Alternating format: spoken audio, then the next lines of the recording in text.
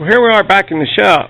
I had buttoned things up for the evening and gone in, and then I couldn't stop thinking about this truck. So here I am back out here again. I just had to come out and shoot a video of this thing. The more I look at this truck, the more I love it. And this is the original stove bolt here, the first one. They started building these in 1929. Prior to that, they had 4-cylinder engines. I have one here on the place. This little starter down here has the horizontal bolts that bolt into the bell housing.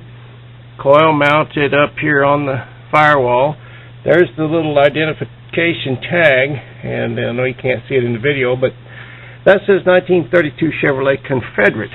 They made a Independence series. They made a Universal series. They made a International series and a Confederate series in 1932. This little fuel pump down here has the sediment bowl on it like an old tractor would have, and that's where you catch all the dirt. Instead of a filter, it has a sediment bowl. And this distributor, I got to show you this. That distributor cap is 2 1/4 inches in diameter. And these plugs, we got the big old plugs. Normal plug is 13/16. These are 15/16. Just kind of neat. And if any of you know the later models of 230, 216s, and 235 engines had flat top rocker arm cover, and this has the round one. And I got to show you this carburetor over here. It's just a neat little thing. It is 4.5 inches in diameter. The little breather. There's the little breather. And then the carburetor from the base up to the top is a foot, 12 inches. From the manifold up to the top of the breather. Down here, I'll show you this little tiny water pump is right there. And I used to see these on old sawmill engines back in the Ozark Mountains, where they cut a lot of railroad ties and sawed up oak railroad ties. This is a little grease cap. You fill that full of grease, and then as you need to grease the water pump, you just give it a turn, and it forces a little grease down in there. It's very simple and very functional. And I'll show you. I know you won't be able to see. Well, here's an original mirror. The mirror's broke, but the bracket's there. And of course, you've seen the honeycomb radiator before. I like that a lot. Original Chevrolet emblem. Headlights, and I have another lens for this one. And the horn, original horn. And we got 4 wire wheels, original 19-inch wheels. Wire spokes for this truck. And inside, I know you won't be able to see this real well, but I'll shoot some still pictures later, because I want to show you that rear end. It's got a big 10 bolt in it. 3-speed in the floor. And on these trucks, the gas tank was under the seat. Can you imagine pulling into a gas station and you have to take it out, take your seat out to put gas in?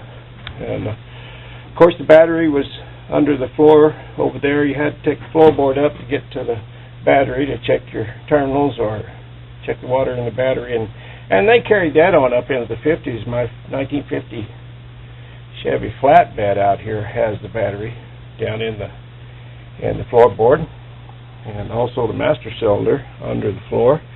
But I got to show you this. It took me a little bit to figure this out. You see, there's a little leather strap right there below the window. I love this patch job on the window. This is the original glass window, and somebody's put a screw through there and a little piece of wood or paper or something on each side of it to hold it in. But there's the strap over there. Then one over here is a little bigger and has a buckle on it, so you can adjust that. And took me a little bit to figure out, but you know what? That's the gun rack. That's what that is. I had a little 22 hanging in there for a while, and it looks good. That's a neat little idea. Homemade gun rack there. So it's got a really neat dash. Of course, the starter's under over by the foot pedal over there. Excuse me. And oh, look at this guy. Look at this old shifter knob. That's something out of the 40s or 50s. And on the, like I said, I'll shoot some still pictures of this, but on the gauges, here's the oil pressure gauge, and it has 30 pounds max.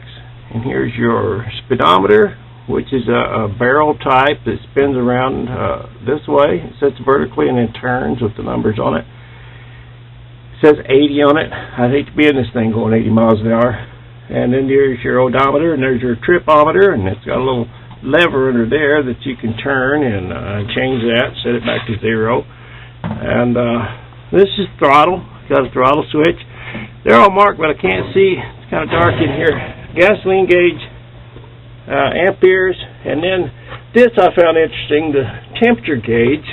There's water down there, and it says cold, normal, and hot. And then below that, there's a little arrow that points up about halfway on the normal section, and it says alcohol boils.